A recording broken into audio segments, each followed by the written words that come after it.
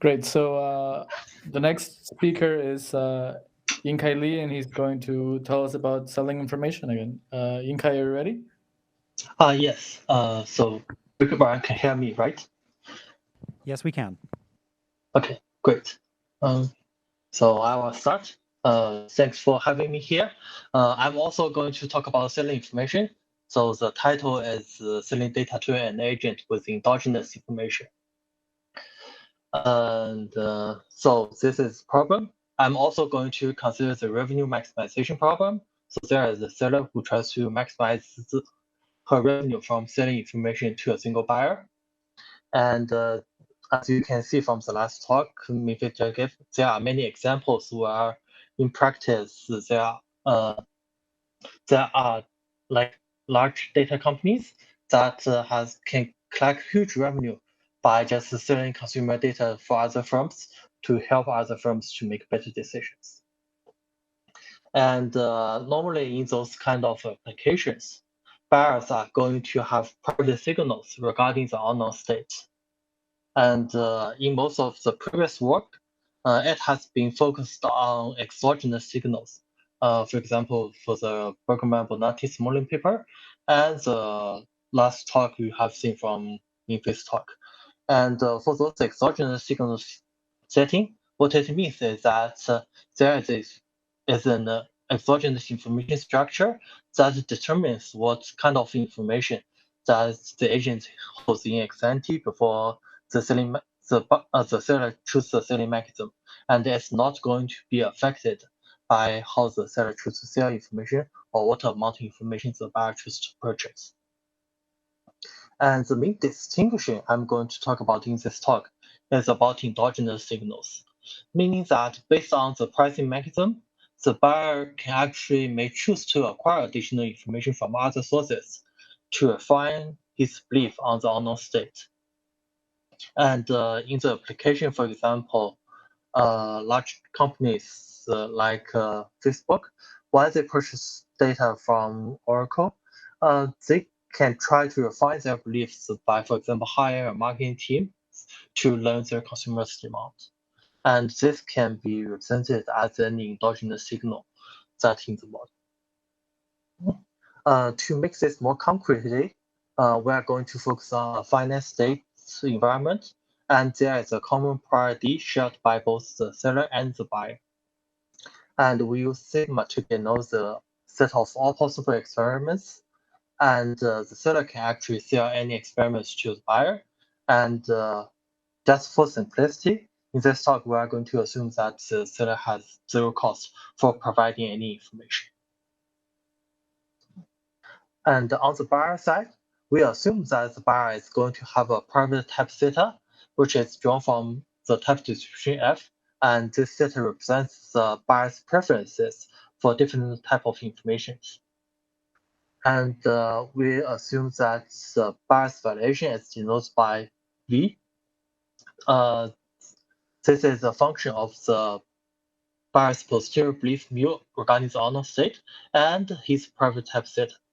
So essentially, you can think of as the buyer is going to make some future decisions based on his belief, and this is the expected value of the buyer by making optimal decisions. And for simplicity, we are not going to focus on the details of that decision structure, but instead, we just say the agent will receive a value when he holds belief mu. And this expected value reflects the agent's value for getting information sigma, which is defined as the expected difference between the expected value after obtaining the belief giving signal sigma and minus the value for minus his value before getting the information. And moreover, we use C to denote the agent's cost for acquiring information. When the agents currently believe it's just mu. Later in this talk, I'm going to give you some additional conditions on the valuation and cost functions in order to have some nice structure on the characterizations. But before that, in order to give you a more refined view of what this model is, let me first introduce the timeline. So the first, the seller is going to offer a menu, which is composed of pair of information and associated prices. Then the buyer is going to choose an option from the menu and pay the corresponding price P to the seller. Then the state is realized, and the seller is going to send a signal according to the committed information structure sigma. And upon receiving the signal, the buyer is able to update his belief to mu, and after that, the buyer is going to choose an additional experiment sigma hat and pay the corresponding cost C. Finally, the buyer is going to receive an additional signal from that additional information source sigma hat and further refine his belief to mu hat and eventually receive the expected reward B of mu hat and theta. So this is the timeline that refers to the endogenous information. And note that in this timeline, I have particularly choose the sequence such that the buyer is going to acquire information after getting the signals from the seller. Of course, an alternative model would be the buyer acquires the additional signal before purchasing from seller. I'm not going to talk about that in the rest of the talk, but remember that actually most of the insights that we observe from the result applies for that alternative setting. Before moving on to the results, here is a brief list of some of the related work. The parts that are most relevant to our paper is part on cellular information. So there has been two strands of work working on cellular information. One is about when the buyer has private information about his preferences, but the buyer is not going to have any private signal regarding the unknown state. And another line of work considers the case that the buyer have a private and exogenous signal, but the agent's preference regarding different type of information that's publicly known by the seller. And our work will focus on the case that the buyer is going to have private preference regarding different type of information, and the private signal regarding the unknown state is endogenously determined by the selling mechanism. So that's the related work. And before talking about the results, let me talk about the several assumptions we need to make for making good, nice characterizations. The first assumption we made on the valuation is to say that we assume the valuation is a linear function, meaning that the capital V can be denoted as the multiplication of small v of mu times theta for any posterior mu and type theta. Here is an example that appears in Bergman-Boltonian's modeling. So consider a decision problem with finite states and finite actions. So in this decision problem, what the buyer tries to do is to try to predict what the state is and try to pick an action that matches the state. And the buyer is going to receive utility theta, if and only if the action matches the state. And this just implies that the agent's expected utility for holding posterior belief mu is just theta times the maximum probability over all the states. And this naturally satisfies the linear valuation assumption. So intuitively, what this just says is that the probability type theta only reflects the agent's preferences over different informations, but it's not going to be reflective about what the unknown state is. Okay, and there is an additional assumption we need to impose on the cost function of the agent for purchasing additional information. To formally define that, we need to propose a notion of what we call as sequential learning. So giving any information structure sigma hat and giving any mapping from the received signal to a feasible set of experiments. We use sigma hat circle kappa to denote the information structure such that the agent first conducts the experiment signal hat, and then upon receiving the signal, the buyer is going to choose an additional experiment according to the function kappa. Okay, and the assumption we made is called sequential learning proof. Let's first say that essentially for any experiment and any mapping, like the sequentially conducting experiment should always be feasible for the agent. And moreover, compared to this sequential experiment, the agent should always prefer to a single experiment that is equally informative, means that the cost of that single experiment should be weakly lower. And there are many natural cost functions that satisfy this. And like a canonical example would be Gaussian learning. So imagine the case where there is a prior which is Gaussian with some mean m and various mu square, and the agent can always pay unit cost c for getting an additional Gaussian signal with the standard noise epsilon. Okay. So the starting from now, all our results will build on these two assumptions on the valuation and the cost functions. First, we are going to provide you a characterization of the allocation rules in order for us to use this for characterizing optimal mechanisms.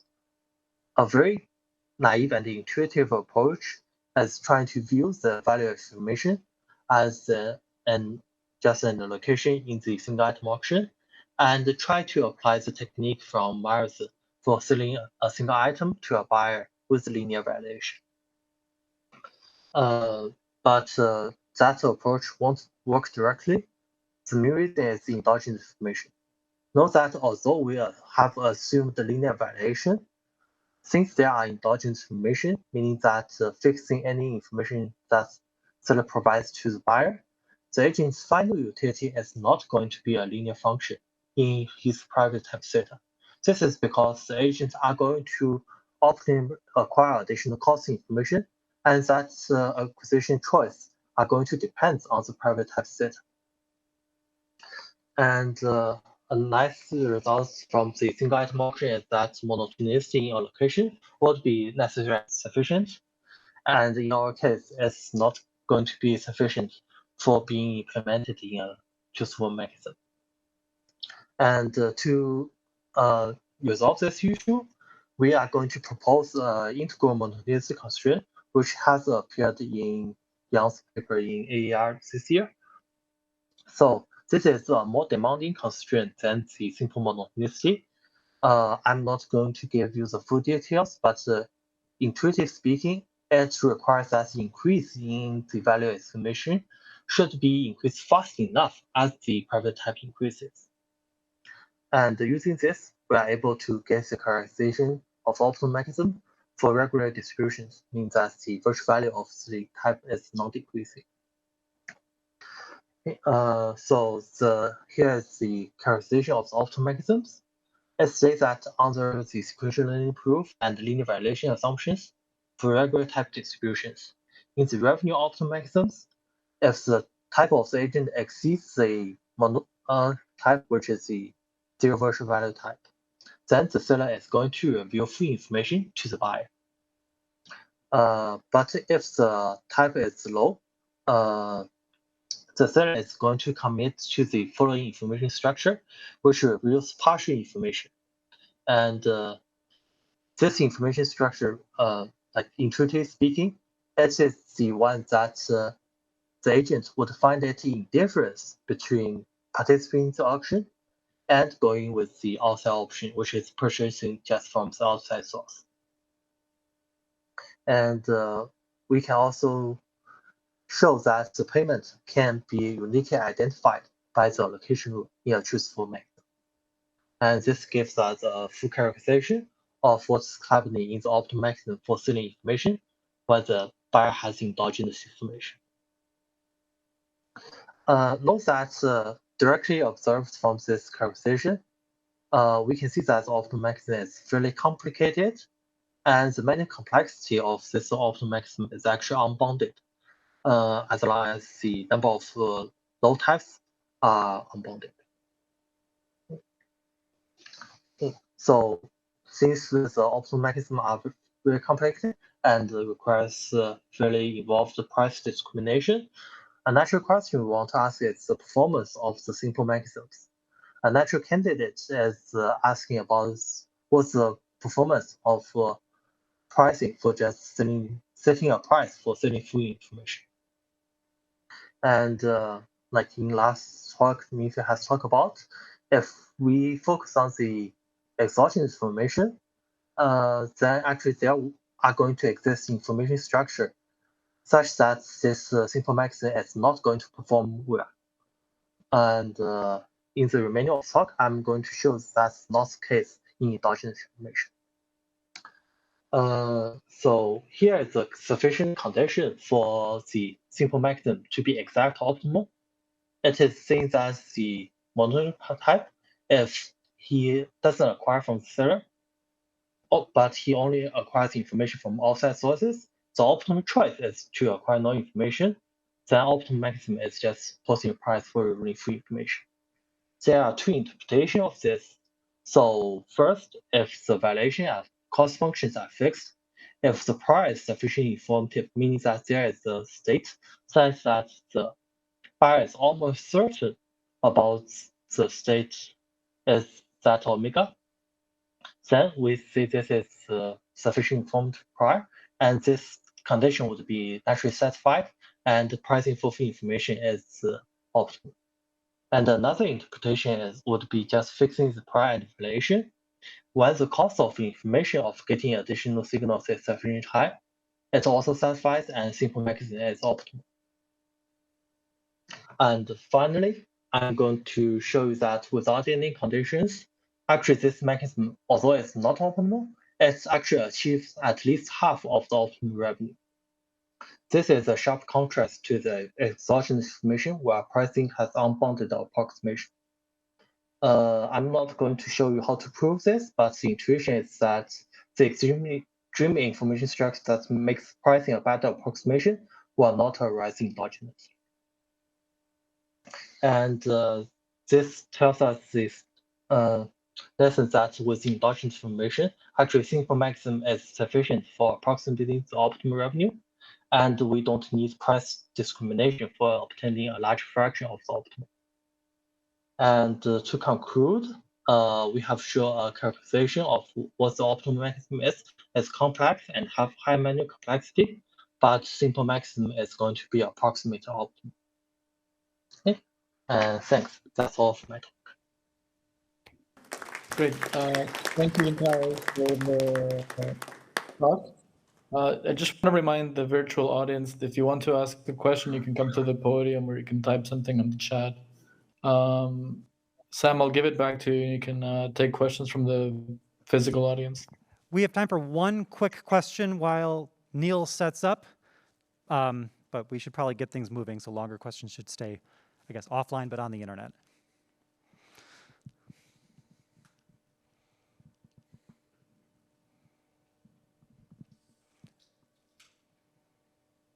Okay, well, let's thank Yingkai again.